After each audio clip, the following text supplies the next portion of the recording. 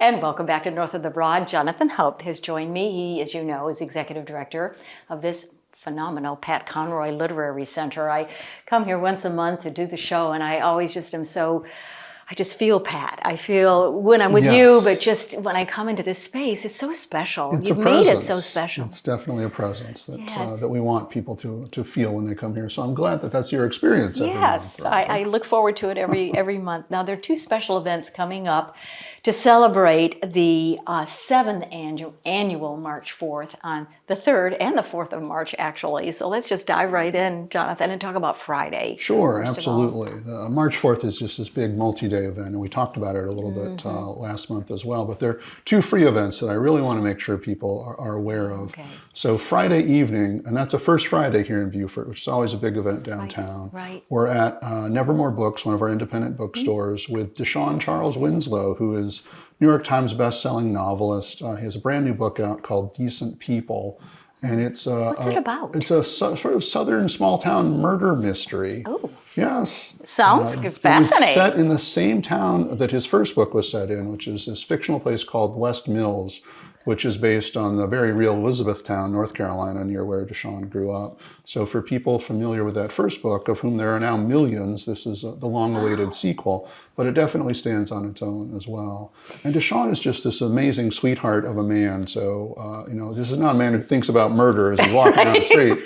So it's interesting how human this story is. It's really about discovery of your roots and the interconnectivity of families and relationships in a small town. Does he write for a particular audience, Jonathan, or really? I think De'Shawn is really trying to write for as wide of an audience as he can.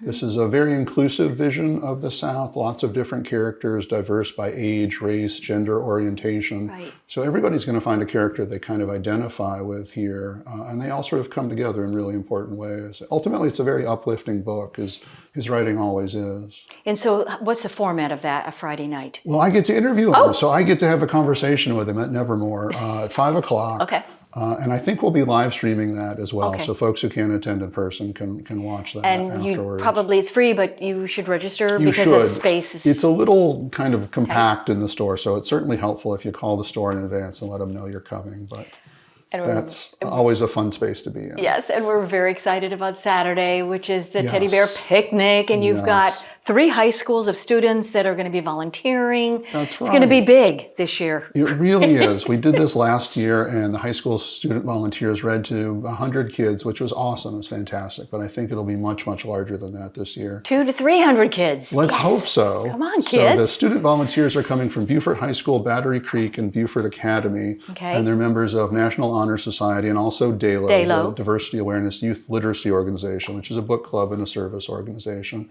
And they'll be set up around the Port Royal Farmers Market with blankets and stuffed animals and age-appropriate picture books of all variety.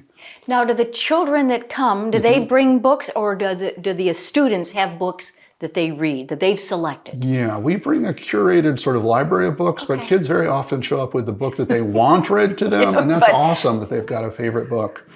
We had some experiences last year of young kids wanting to read the book themselves to the high school volunteers, which was the cutest thing you've ever seen in your life. I hope that happens again. And what ages of children? Kindergarten through 3rd grade is kind of the ideal target in terms of the books we're bringing, but we've had some older kids. We've had some middle school kids participate in this as well. And the purpose is to inspire books, reading? It's to bring books and stories into a space where they wouldn't ordinarily be, and just to celebrate the joy of reading.